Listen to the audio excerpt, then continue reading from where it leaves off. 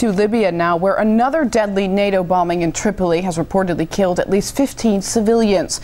NATO insists it hit a command center, but Libyan officials say 3 children are among the dead.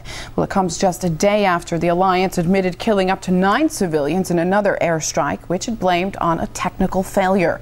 RT's Maria Finoshina reports from Tripoli.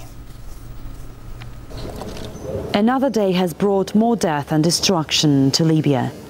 A large private compound west of the capital Tripoli has been leveled, reduced to rubble in an apparent airstrike.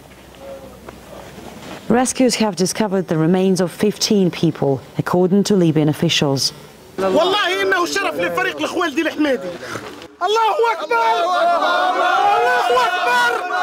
house destroyed belonged to General Khuwaildi al-Khmoudi, one of the people closest to Colonel Gaddafi.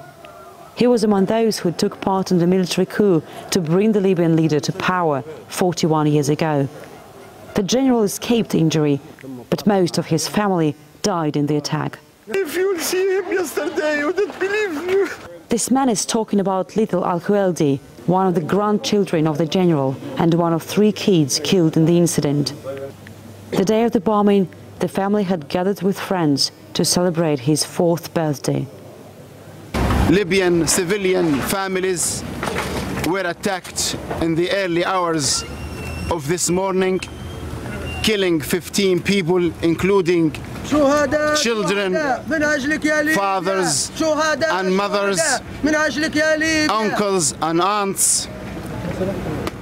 The number is 15 people.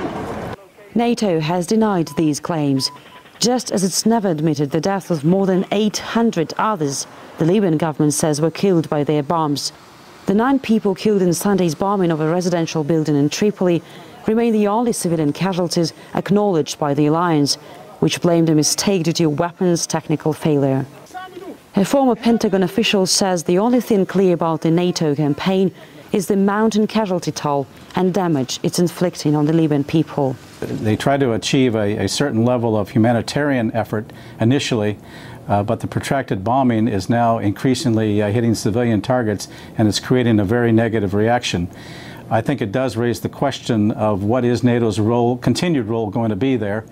As discontent at NATO's actions increases, other voices become more and more loud too. The voices of the Libyan people.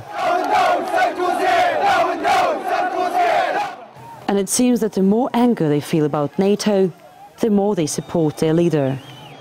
Life in Libya has changed dramatically since February 17th. With unemployment, rising prices and a shortage of fuel, it's actually getting more and more challenging. But these hardships are not pushing people to rise up against their leader, as those seeking to force Gaddafi out have been hoping. Instead, people are feeling more and more united, and demonstrations like this one to support Gaddafi are gathering more and more people. We want to deliver our message to NATO. Please stop the bombing and attacking Libya. What's certain is that more are indeed dying. Maria Finoshina, RT, Tripoli.